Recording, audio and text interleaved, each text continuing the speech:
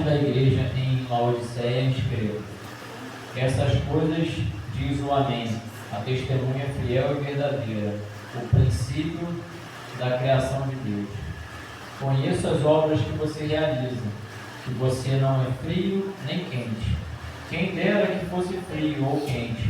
Assim, porque você é morno e não é nem quente nem frio, estou a ponto de vomitá-lo da minha boca. Você diz: eu sou rico, estou bem de vida e não preciso de nada. Mas você não sabe que é infeliz. Sim, miserável, pobre, cego e nu. Aconselho que você compre de mim ouro refinado pelo fogo, para que você seja de fato rico. Compre vestes brancas para se vestir, a fim de que a vergonha de sua nudez não fique evidente, e o colírio para ungir os olhos, a fim de que você possa ver.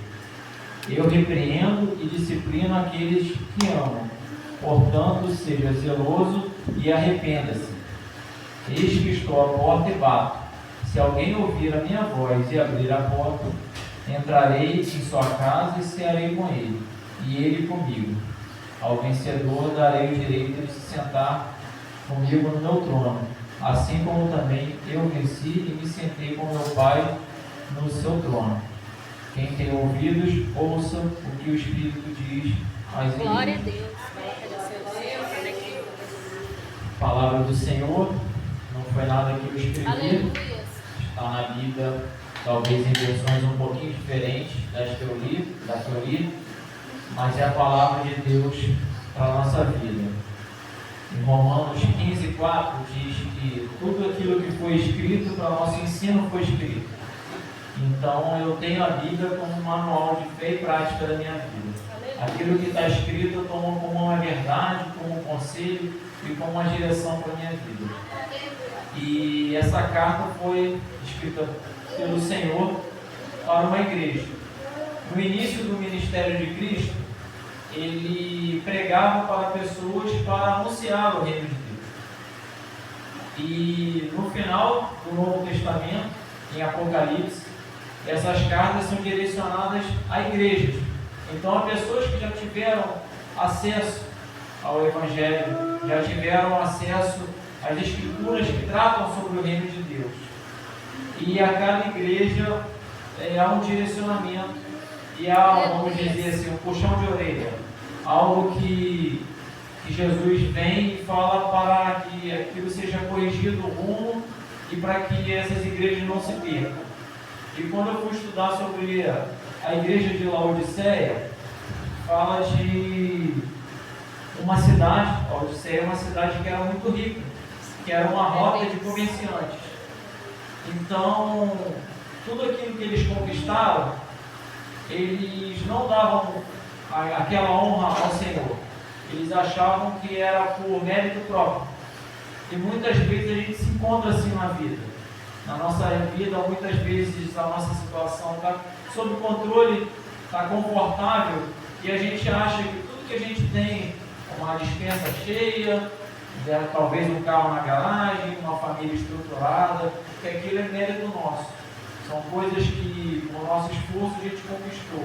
E a gente tira aquela honra de Deus sobre as nossas vidas.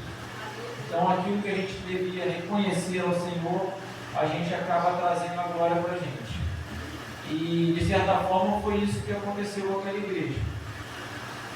E também a respeito de Laodiceia, a questão da mornidão, né, que foi falado, diz que... Vou achar aqui o texto.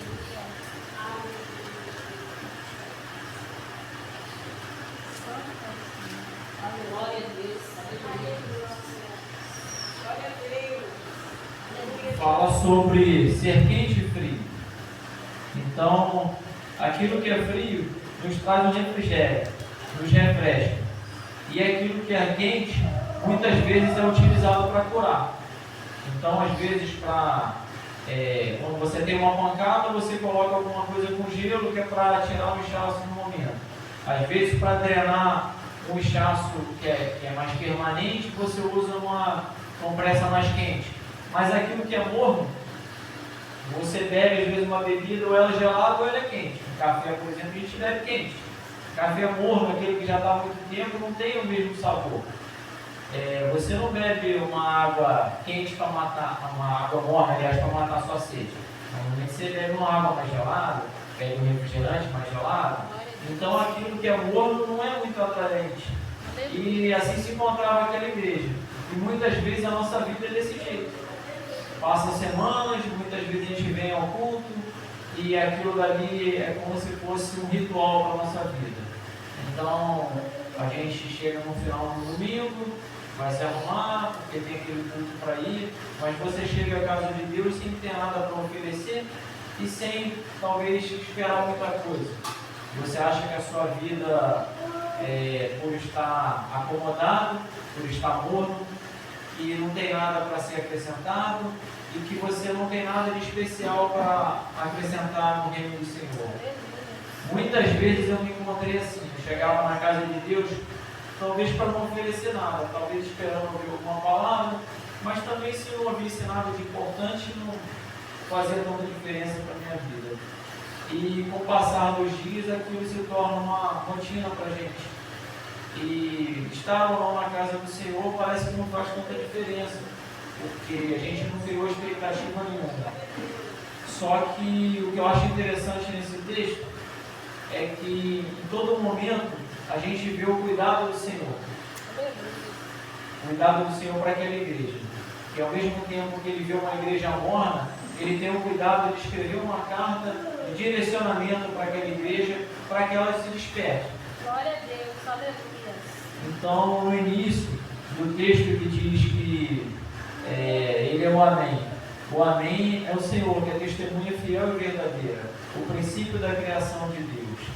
Quando fala da repreensão da igreja, fala da mornidão espiritual, daquilo que não tem mais aquela busca incessante pelo Senhor. De você não sentir sede de estar buscando ao Senhor, de estar buscando mais de Deus. E conforme vai passando o texto, o Senhor nos direciona e fala para aquela igreja para que compre dele ouro refinado. E fui pesquisar sobre isso, ouro refinado no fogo, para ter a verdadeira riqueza espiritual, que é uma fé purificada, uma fé genuína. Aqui foi falado do texto de Hebreus sobre fé. Então, recentemente eu estava lendo sobre a fé de Abraão, e mesmo sendo velho, Deus deu uma promessa a ele, e Deus deu um filho na sua velhice, de uma esposa que não poderia mais ter filhos, e que pela fé dele ele conquistou aquilo, e mesmo Deus tendo dado aquele filho a Abraão, mediante aquela fé que ele teve, Deus pediu a ele que entregasse aquele filho, que era aquilo que ele mais amava naquele momento, entregasse esse sacrifício a ele, e Abraão foi lá e por fé entregou aquilo que ele tinha de mais precioso, recebido do Senhor, e Deus percebeu que ele tinha uma fé pura, uma fé genuína, e acreditava a todo momento que Deus ia dar o livramento. Tanto que quando ele foi questionado por Isaac, onde estava o cordeiro, estava tudo preparado, já tinha lenha, já tinha o fogo, já tinha o local do sacrifício, ele foi responder a Isaac que Deus ia preparar o cordeiro.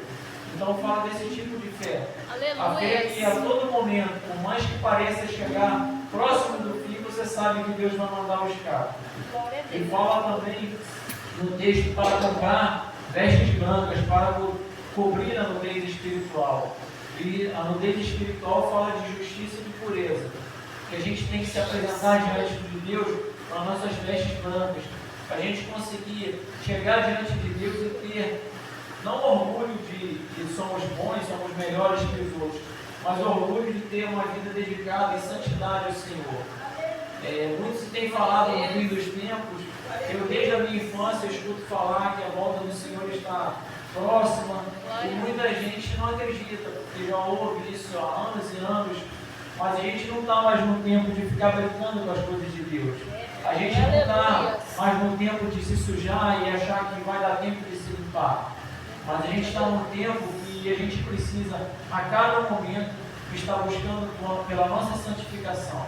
buscando de alguma forma maneiras que as pessoas possam olhar para a nossa vida e enxergar o Senhor, a pureza do Senhor, enxergar a verdade, sinceridade, olhar para um verdadeiro cristão e conseguir fazer um tipo de negócio com ele e saber que não vai ser passado para trás. Saber que nós não somos, como diz o texto na Bíblia, sepulcros caiados, de repente limpos por fora, brancos por fora, mas cheios de imundície por dentro.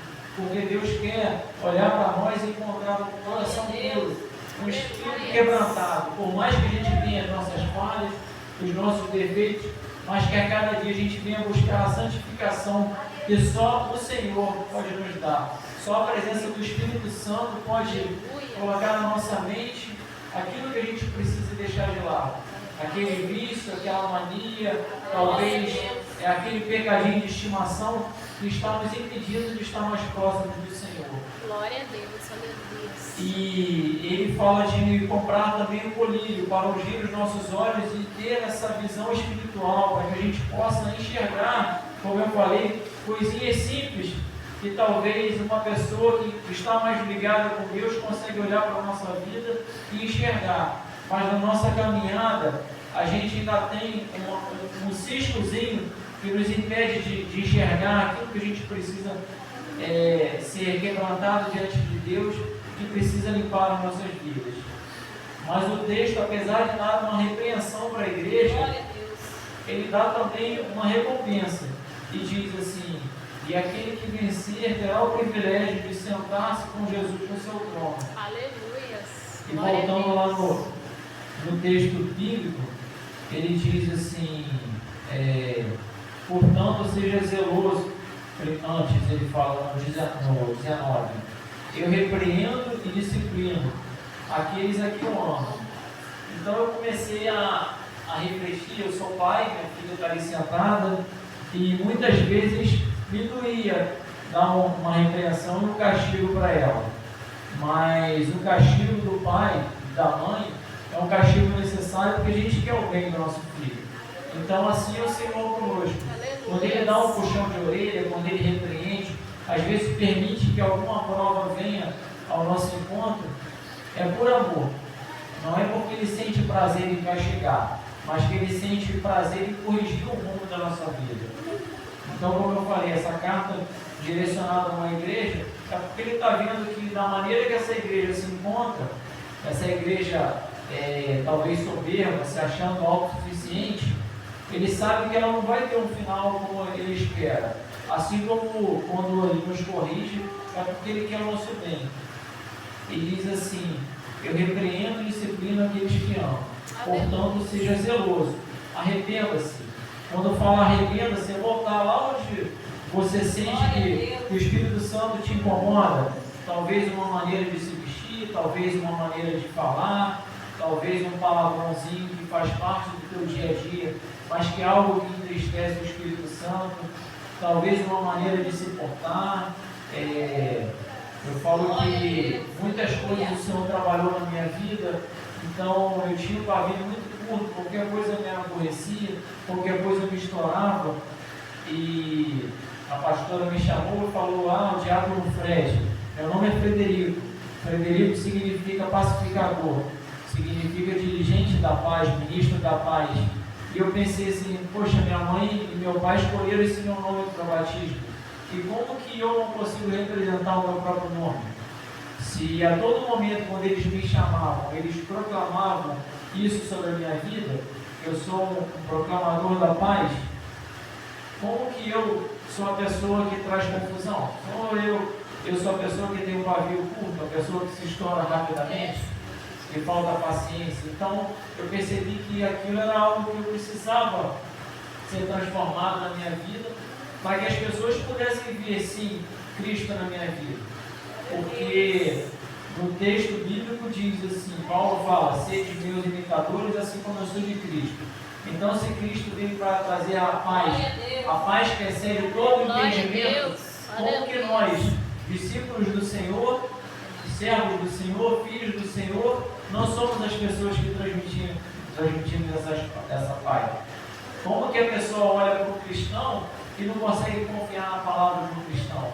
Então, se nós temos nos comportado dessa maneira, que esse colírio espiritual venha trazer essa diferença na nossa Glória a vida. Deus, Que a gente consiga aleluia. enxergar as nossas falhas e caminhar a cada dia para ser mais parecidos com o Senhor. E o que me chama a atenção no versículo 20, coisa que eu sempre achei que era um texto para ímpio, que eu vejo que era um texto direcionado para a igreja, que diz assim: eis que estou à porta e bato. Se alguém ouvir a minha voz e abrir a porta, entrarei em sua casa e cearei com ele e ele comigo. Então o convite é para alguém que já ouviu falar de Deus, para alguém que muitas vezes está na casa do Senhor, para alguém que faz parte do corpo de Cristo, como eu e como você, mas que muitas vezes precisa ouvir a batida do Senhor, precisa ouvir a batida do Senhor na sua porta, e precisa que você realmente dê liberdade para ele entrar na sua vida e fazer morada na sua casa. Ele te convida para o banquete. Eu sempre ouvi falar que a mesa é um lugar de comunhão. E aí o texto diz: se você ouvir a minha voz e abrir a porta, eu entrarei na sua casa e cearei com ele. A ceia é servida na mesa. Ninguém come da ceia do Senhor. Ninguém participa de uma ceia em pé. Todos em pé e aquilo comendo e todo mundo em pé. Então, a mesa do Senhor, aquela ceia que Ele quer ter conosco, é um momento de comunhão. E Ele quer fazer parte da nossa vida e quer ter comunhão dia a dia conosco. Quando eu estava lendo sobre o início do texto, que fala sobre a mornidão da igreja, eu fiquei pensando assim: é uma igreja que talvez dê fruto, mas talvez não seja um fruto que agrade muito. Não é aquele fruto apetitoso. E quando você começa a olhar nos evangelhos, que tem um texto que cita que Jesus encontrou uma figueira e que ela não dava fruto, ele amaldiçoou aquela árvore que não dava fruto, e eu vejo que ele faz um alerta para nós, para a igreja do Senhor, e ele quer de nós frutos apetitosos. Ele quer de nós que nós venhamos nos apresentar diante dele com frutos agradáveis a ele. Hoje eu estava lendo sobre a história lá em Gênesis, a história de Jacó e das suas mulheres, e via que as mulheres, como noivas dele, elas queriam se apresentar como mulheres que dessem fruto, e o fruto era o filho. Uma mulher que não desse o fruto a seu marido era motivo de desonra. E eu acredito que nós, como uma noiva do Senhor, quando nós nos apresentamos diante do Senhor e não temos fruto nenhum a oferecer, aquilo não é algo agradável ao Senhor. Então Ele quer de nós que nós possamos apresentar frutos agradáveis a Ele. E por fim, aqui como fechamento do texto, ele diz: ao vencedor, o 21, darei o direito de se sentar comigo no meu trono, assim como eu venci e me sentei com meu Pai no seu trono. Quem tem ouvidos, ouça o que o Espírito diz às igrejas. Amém. Glória a Deus. Então, como eu falei no início, aquela cidade de Laodiceia, ela se orgulhava de ter riquezas. E muitas vezes parece que na nossa vida tudo vai bem, não falta nada. A gente tem uma família, a gente tem dente, tem casa, tem carro, tem recurso para comprar aquilo de que a gente necessita. Só que tem algo muito mais precioso do que aquilo que a gente pode conquistar aqui na terra, que é a nossa salvação, é o nosso lugar ao céu. E é isso que é o fechamento do texto. Essa carta não foi direcionada à igreja à toa. Foi para mostrar que, mais do que aquilo que Ele pode nos dar aqui na terra, Ele quer nos dar um tesouro no céu. Ele quer nos dar a salvação.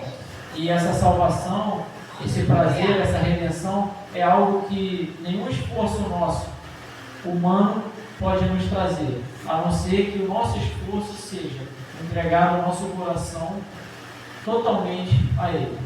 Que Ele consiga olhar para nós e encontrar um coração rendido, assim como Ele encontrou o coração de Davi. E por mais que durante a caminhada dele tivesse passado por falha, por pecado, mas que quando ele se apresentava diante de Deus, ele se derramava na presença do Senhor. Ele conseguia derramar lágrimas que vinham diretamente do íntimo dele. E que assim sejamos nós, diante do Senhor, com o coração rendido, com o coração quebrantado, sabendo que a cada dia nós temos algo a melhorar, mas que o Espírito Santo é aquele que, se a gente der espaço, se a gente der lugar, ele vai morar dentro de nós e nos vai ajudar a apresentar diante de Deus com as nossas vestes limpas, sem manchas, sem máculas, de maneira que a gente consiga ter diante de Deus um fruto agradável ao Senhor. E até aqui que o Senhor me deu, eu, como falei, não quero, falei por 20 minutos, tá? E não quero alcançar a igreja e ficar sendo redundante na minha fala.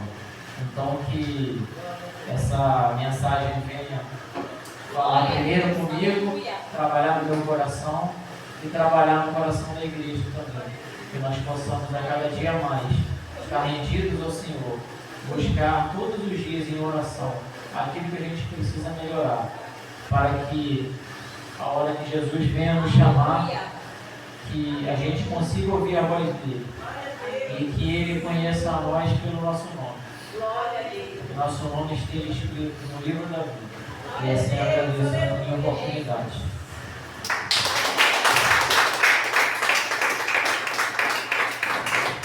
Glória, que Deus abençoe, né? Nossa,